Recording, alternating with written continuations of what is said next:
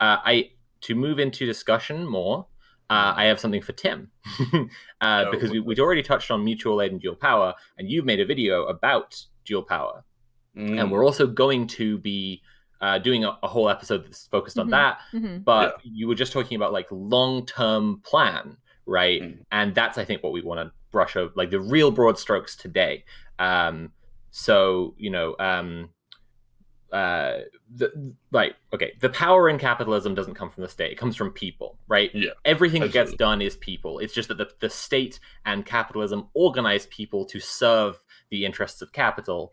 And once people see that all the power comes from people, we can organize ourselves to benefit everyone, right? Mm-hmm. um and that's the broad strokes of believing in any form of communism whatsoever. Like that's just the broad strokes of like whatever Yeah, yeah. whatever kind of communist you call yourself, that's it. But let's talk about the transition between where we are now Mm-hmm. and where we want to be long term. So the keywords are mutual aid networks and dual power. Do you want to tell us a little about it, Tim?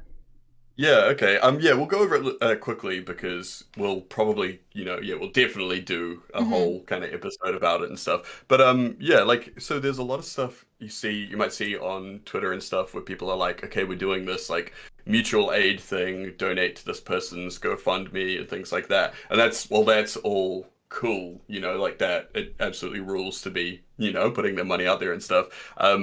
The whole idea is that so that is still kind of just charity, whereas when we're talking about mutual aid, we're talking about creating networks, Yeah. like support networks that ideally can, like people can rely on those networks in ways that they would traditionally, like instead of Mm-hmm. relying on, say, like the, government welfare or something like that, they can rely on their comrades kind of like Mm-hmm. outside of the capitalist system. The thing is, like, what we want to do is uh, we want to take the reliance off of, the kind of capitalist hegemony or whatever like Mm-hmm. that, and then People shift have it money do over to shit for outside me. of that. And also like the idea of kind of shifting resources out of those things and into out of their basket into our basket is also kind of part of what you want to do is well what the goal is to build what we call dual power structures. I've got a video on this which like I don't We know should probably link it Bring in it the might be chat able so to link link someone in the can it. check chat or you something. out. Yeah. Yeah. It's a great But the video. idea is that it's like so capitalism has this giant advanced structure sort of thing like that. To compete with that, we need to build our own structures. We can't just like, like you see like those loser American insurrectionists or whatever like that. They like had their big moment, they stormed the Capitol and they just did absolutely nothing because they didn't have anything to do. They had Right. no Maybe just sat in long-term goal. They Pelosi's didn't have desk any or structure. whatever. Yeah, Like, exactly. like, And then they we went and did like it. they hung out in like a hotel lobby or whatever like that. But the idea is that, like you build up all these like support networks, you build up these structures. So, yeah, like I mean the whole thing, like the term comes from when during before the October Revolution, the Russian Revolution, it was like they built up this force that was competing with the existing power structure. So there was dual powers. And yeah, you just get to the point where it's like, okay, well, people trust the communists more than they trust the existing government. So like there's no reason for them to kind of, like Mm-hmm. Yeah, yeah, yeah, yeah, there's yeah, no yeah, reason not to yeah. join whatever. I mean, Yeah, I it's remember. Yeah. Yeah. vastly more complicated than all of that. It's like the cliff Right. notes.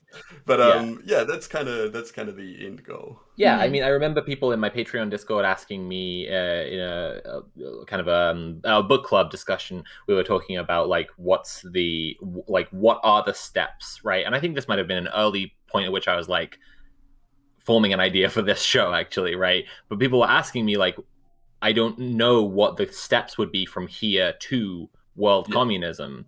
And it's all very well and good to tell me do this thing and this thing and this thing. And it's all very well and good to tell me like how a communist world would work, but I don't see how they become that, right?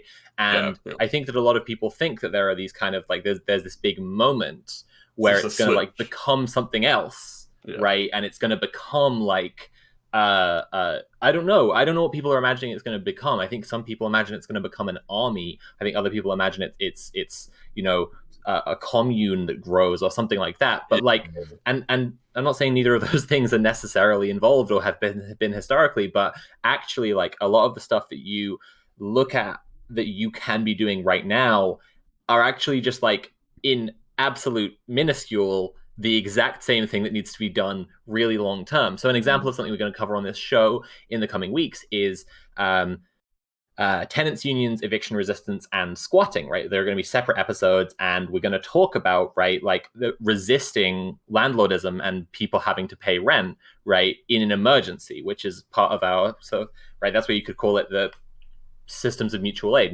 networks, people looking out for each other, showing up when the sheriff comes to evict some fucking single mother, right? If people don't know about Moms for Housing, look up Moms for Housing. Fantastic thing that happened where like 100 people just showed up and told the sheriff to fuck off and like left these moms alone. It was awesome, incredibly based. And that's mutual aid. By the way, and then that's what they're doing. Moms for Housing. Sorry, that's an interrupt. Right, I'm just going I'm trying to say like duck out for just a second. But okay, carry on. I'm saying that in minuscule is still part of the exact same stuff that you need long term, right? If you think about housing as an example of a topic that we will talk about on this show, you start with like people who are unfairly being evicted or illegally being evicted, and you organize a tenants union that stops that and like couches itself in the existing law a whole bunch. But hopefully you progress to like actually anyone who's being evicted, even if they have like the landlord has the law on their side, the union says no. Right, and keeps that person in their house because people have a fucking right to be in a house and shouldn't just be homeless, right? And then you get to people squatting, and then you get to like the protection of people squatting and people mutually protecting people squatting, so that ultimately a whole bunch of people are just in houses because they're human beings and for no other reason than just they're human beings and deserve to be in a house. And at that point, you're like, okay, so then we are actually talking about like abolishing I've been trying to describe this in bigger and bigger increments, right? The next one after that is no private property because if everyone were in a house because people deserve to be in a house, but like the concept of ownership is just out the window, that is literally the abolition of private property. So I think that people like have kind of phrases from classical Marxism that they're familiar with, and then they have like, we could go join a tenants union, and they feel like these things aren't connected, but that's exactly what you need a show for, right? You need to discuss how the things literally link up. Yeah, definitely. Yeah, and I guess that like it's those mutual aid networks and the dual power structure that we're talking about. I guess like breaking it down really simply, it's looking at stuff that the people want that the government's just not doing and just doing it for ourselves, right? It's as simple as that at the end of the day, and like doing it in our immediate community. And again, like we were talking about focus in terms of like, everyone thinks like, oh my God, I've got to be spread so thin and like, you know what I mean? Like do so much stuff. But actually, if you just concentrate on your like immediate community, that is like very, very, very based. And like, it's all that really we could ask of you. Do you know what I mean? Or anyone could ask of you. And, I want to point out. Sorry, go on. I just want to make sure we address. I know it's a lot. I just want to make sure that we address some of the things in the chat. First of all, Upright Line, thank you for the 500 bits. Sometimes mutual aid can be something as simple as this. I think that, we're gonna have a whole stream talking about mutual aid and what it means, and I think we're kind of touching on that right now. But there's a few people in the chat that it's actually gonna be next week is charity versus mutual aid. Oh, sweet, right. Yeah, nice, yeah. So that's gonna be a really, really, really good stream chat because I see so many people butchering this topic, and I think it's a pretty imperative one. But there's people in the chat that a number of them are expressing stress at the idea of not working because they're like, I can't afford to not work. First of all, I don't want to shame anyone in the chat for not being able to afford to not work because that's a real reality. That's why we work, because we can't afford not to. And so that's why it's important that we develop organizations, we organize ourselves and create mutual aid networks so that it's not necessary for you to have to go into work so you can have your needs met. And also, we're not asking you to put yourself in any, unnecessary danger or like financial ruin or anything. It's like these things, we're sort of like talking about if you are safe to do so, if you know, because at the end of the day we're talking about taking resources away from the state, right?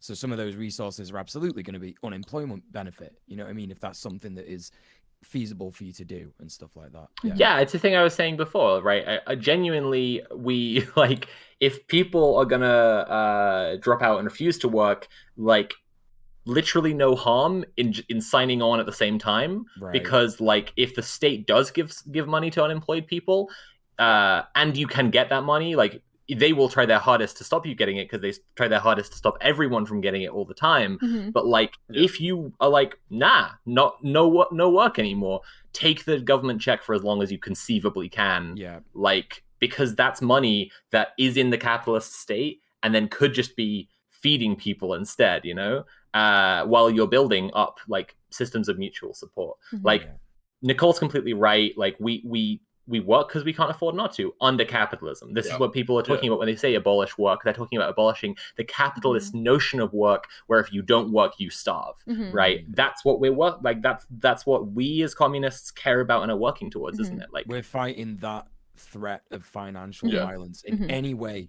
In any way that we can. I also want to point out. I see that there's people. Oh, sorry, I just wanted to talk about this one real quick. There's people in the chat that are talking about like like what happens if all the workers don't show up? Like what happens to, you know, where do we get food and all this kind of stuff like that? You know, and that's obviously what we were just talking about, like mutual aid networks and, you know, like building dual power and stuff. But yeah, like that's why these like people are saying, I saw someone say, but where do the mutual aid people get the food from? You know, and it's like that's why it's got to be a big thing, you know, like to get to like you can't just be like, okay, general strike now, like, you know, like I've seen people before be like, okay, we're doing a Twitch general strike, everyone stop, whatever, like that. But it's like, no, you can't do it. You can't just leap into something like that. It takes a tremendous amount of organizing. It's like literally like securing like supply lines with, you know, like preferably, you know, you're going to be working with like co-ops, people that can actually provide food and things like this. Like there is like that's a huge thing, and that's why that's why I think it is always very good to like remain a healthy amount of skepticism for people that are calling for strikes, you know, just out of nowhere or anything like that. You know, like sometimes we get this a lot with like kind of lefty influencer types and stuff. And I've done it in like year 1 or 2 of being a lefty, an online leftist. I've absolutely been like, we should strike and we should refuse to upload or stream or anything. And it was just like complete naivety. I had no idea what I was talking about. Can I interject a real quick thing, which is that like there was this with people online trying to organize a general strike, but they weren't really trying to organize it. Oh no, they were just saying, they just set a date and were like, do this thing. That's what I meant earlier when I said like if social media influencers tell you we're organizing this thing, don't do it, because social media is great for amplifying stuff that exists and saying this is a thing that people have organized, but not a place that you should actually seek leadership from. Sorry, Tim, you carry on with that. Oh yeah, I was just gonna say, yeah, like there are examples of things like you know, I saw someone just mentioning are there historical examples of local level. Yeah, you can look up like Cooperation Jackson and stuff like that, like, you know, like these like labor unions and stuff that actually kind of don't just like, they're not just like we're working as like a union for our specific local kind of force or whatever like that, but they are, you know, developing these like networks and stuff. And like I mean there is stuff like that happening all over the place.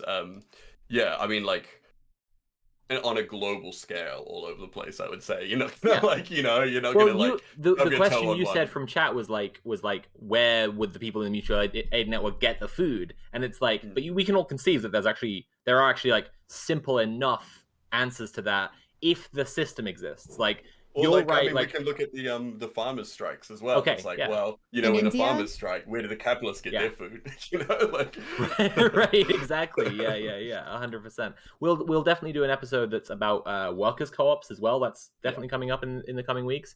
But literally, like, where people get their food, it's like, well, if it's a large scale general strike, but like you haven't organize your own source of food, like with the farmers strike, like they're literally farmers, then the same place you usually get food, and it's you got money to pay for it. So then it's you actually have a strike fund, and then where does the strike fund come from? Well, a great example of what I just said about like boosting things that already exist. In the last few days, Kellogg's workers, right, got their demands met because they were able to hold out. And a huge part of that was that the Kellogg's strike fund was shared all over social media, and loads of people put their money into it. See how that's exactly that's exactly what we're describing, right? For the purposes of that strike, at least, there were people who were existing outside of capitalism. They were like, we're going to hold on. We've got a strike fund. We refuse to give our labor, and we're just living off of people's mutual aid. And then the strike fund was big enough that Kellogg's knew they weren't going to get shit done. They weren't going to be able to do anything. And then they lost. Like Kellogg's lost, and the workers won. And I'm glad you came back to that, because I just had a quick Google of that about, we were talking about the line, and as soon as the very day that Kellogg's strikers announced they were going to strike, Kellogg's lost shares. Like, their shares just went down. Like, that's how much we actually affect this like mythological being that we've created in our heads that is capitalism. Like, that was only 58,000 strikers, of however many Kellogg's has in the world, which is like way more than that, right? You know what I mean? So right.